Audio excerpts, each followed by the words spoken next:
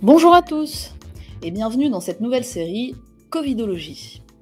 Aujourd'hui, nous allons vous parler des vaccins Covid et des enfants pour une première partie.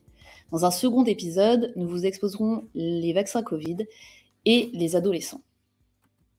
Alors il faut tout d'abord rappeler que les vaccins à l'heure actuelle autorisés sont sous le coup d'une autorisation de mise sur le marché conditionnelle. Vous voyez sur la diapositive un petit rappel du règlement européen concernant les AMM conditionnels. Et que peut-on y lire?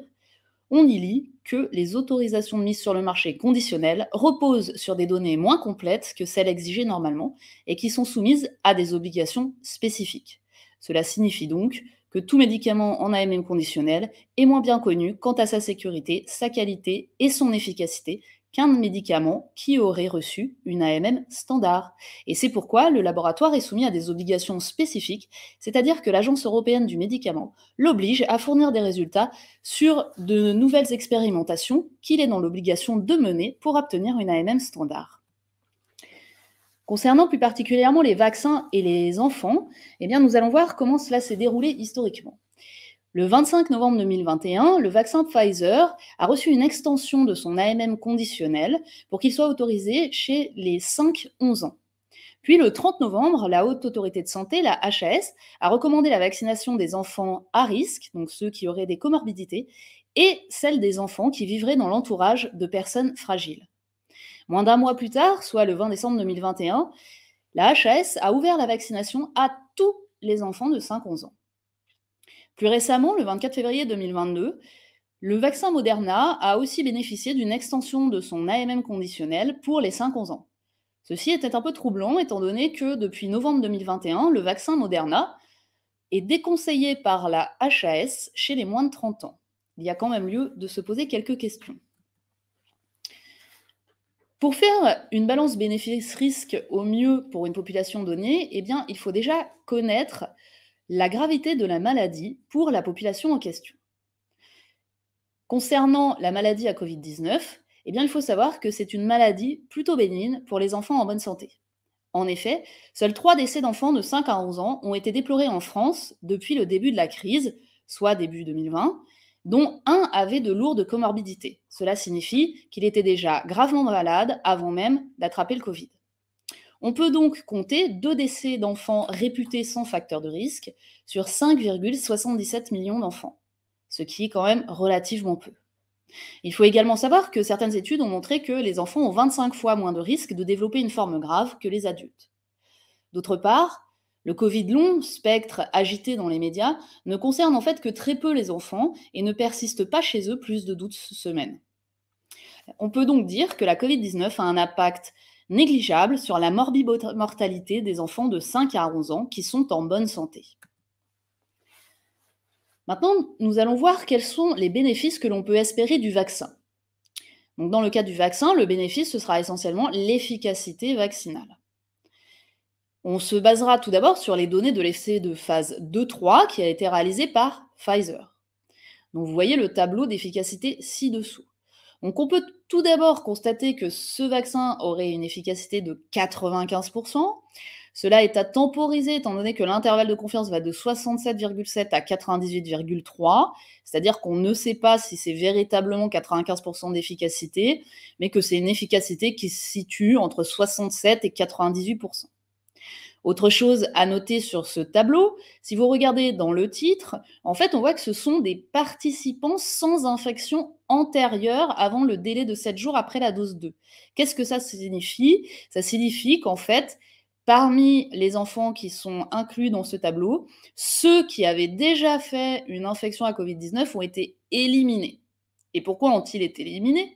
Parce que si on lit le texte juste au-dessus, on se rend compte qu'en fait, aucun cas de Covid-19 n'a été observé dans le groupe vaccin ou dans le groupe placebo parmi tous les enfants qui avaient déjà eu un antécédent de Covid. Donc, selon ces essais cliniques de phase 2-3, on peut en conclure que 1. Il s'agit d'un essai extrêmement petit. On voit qu'il y a 1305 enfants dans le groupe vaccin contre 663 dans le groupe placebo. Pour rappel, l'essai pour les adultes du vaccin Pfizer avait à peu près 18 000 personnes par bras, c'est-à-dire 18 000 pour le groupe placebo, 18 000 pour le groupe vaccin. Et dans cet essai, ils n'avaient pas pu mettre d'efficacité en avant pour les formes graves et les hospitalisations, car il n'y avait pas eu de formes graves et d'hospitalisation sur tous ces patients. Donc les enfants, c'est vraiment un essai clinique très petit. D'autre part, comme je viens de l'expliquer, il n'y a pas de différence entre le groupe vaccin et le groupe placebo s'il y a une infection ancienne. Cela signifie donc que selon cet essai, il n'y a aucun bénéfice à être vacciné si on a eu un antécédent de Covid-19. Et puis, il faut savoir que cette efficacité du vaccin est calculée à partir de 7 jours après la dose 2. Donc, tous les enfants qui auraient eu le Covid avant n'ont pas été pris en compte pour l'efficacité. Le temps a passé et d'autres articles scientifiques se sont donnés comme mission de regarder si l'efficacité vaccinale était toujours la même. Donc ici, vous avez un article en préprint, qui donc doit être encore validé par ses pairs, qui a rapporté l'efficacité des vaccins anti-Covid-19 chez 365 000 enfants, à peu près âgés de 5 à 11 ans. Pourquoi cet article est intéressant? Eh bien parce qu'il est récent et qu'aujourd'hui, les variants du SARS-CoV-2 qui circulent ne sont pas les mêmes que ceux qui circulaient lors de l'essai clinique de Pfizer.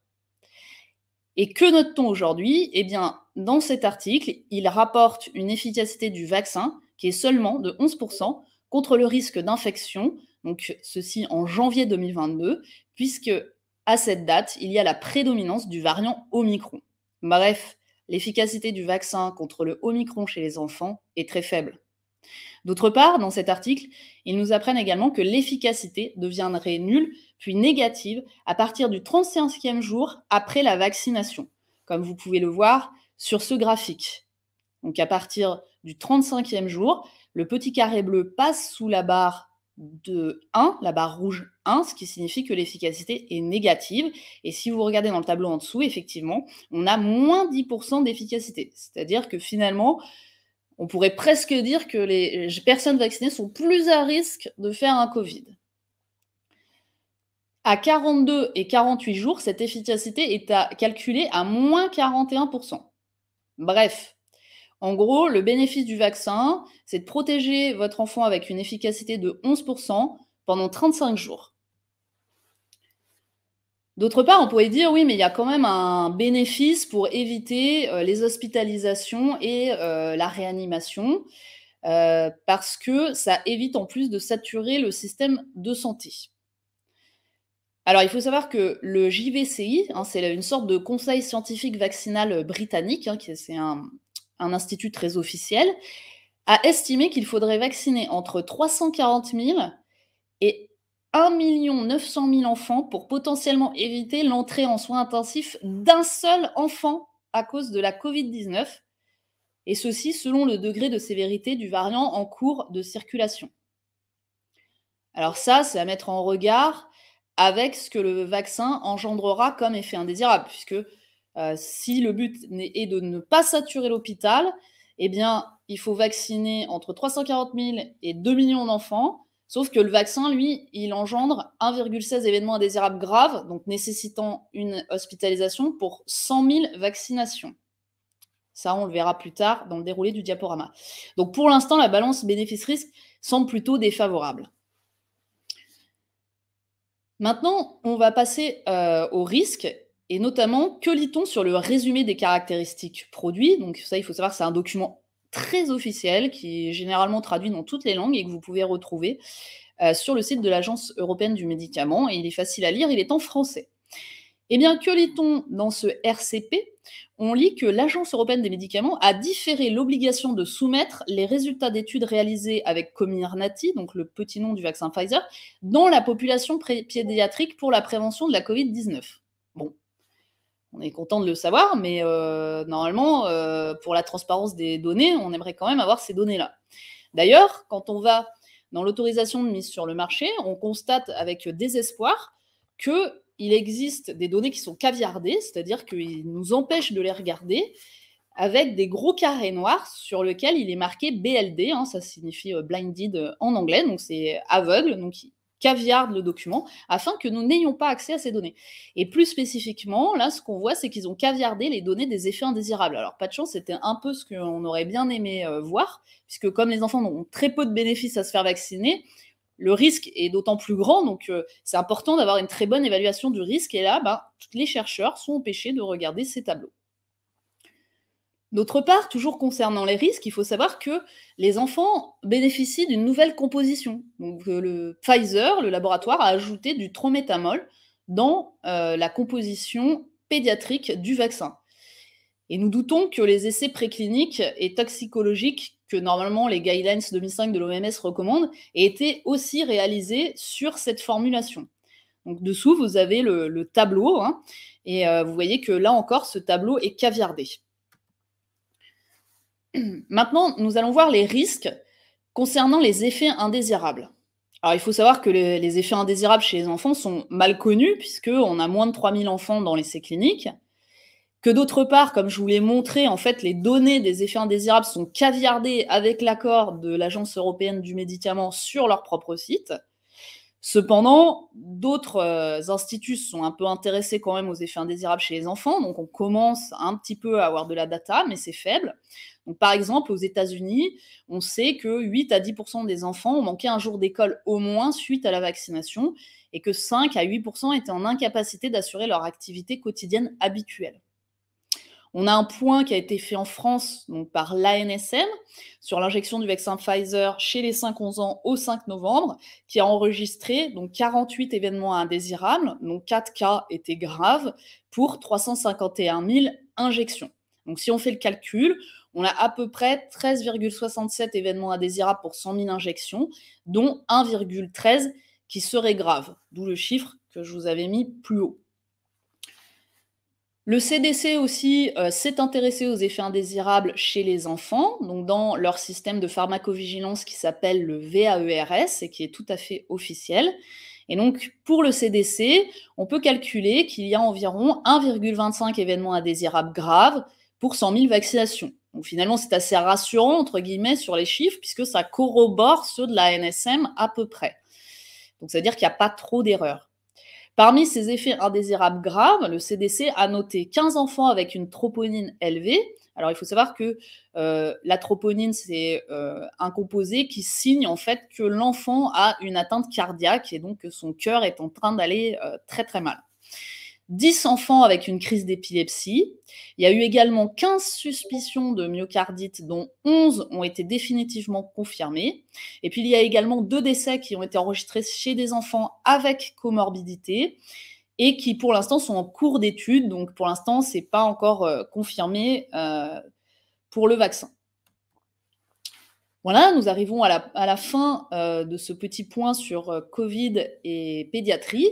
Quels sont les points saillants à retenir? Eh bien, il faut savoir que l'essai clinique pédiatrique réalisé par Pfizer est de très faible effectif et avec un temps de recul qui est lui aussi très faible, hein, en général moins d'un mois pour quasiment tous les patients. Il faut savoir que les données de cet essai clinique sont de plus caviardées sur le site de l'EMA. Et donc, ça empêche leur consultation. Donc, par exemple, on ne sait pas quels sont les effets indésirables qui ont été enregistrés par Pfizer lors de son essai clinique chez les enfants. L'efficacité de la vaccination, c'est-à-dire le bénéfice qu'on peut en attendre, est de seulement 11% contre l'infection chez les 5-11 ans. Et puis, cette efficacité vaccinale, elle ne dure qu'à peu près 35 jours après la vaccination. Ensuite, il n'y a plus d'efficacité. Et puis, pour conclure, le CDC signale 1,25 événements indésirables graves pour 100 000 vaccinations, dans ce qui a été notifié au VAERS, et ça paraît quand même beaucoup trop d'événements indésirables pour des enfants qui ne craignent pas grand-chose de la Covid-19. Voilà, je vous remercie, puis j'espère vous retrouver pour un prochain épisode où nous aborderons les vaccins Covid et les adolescents.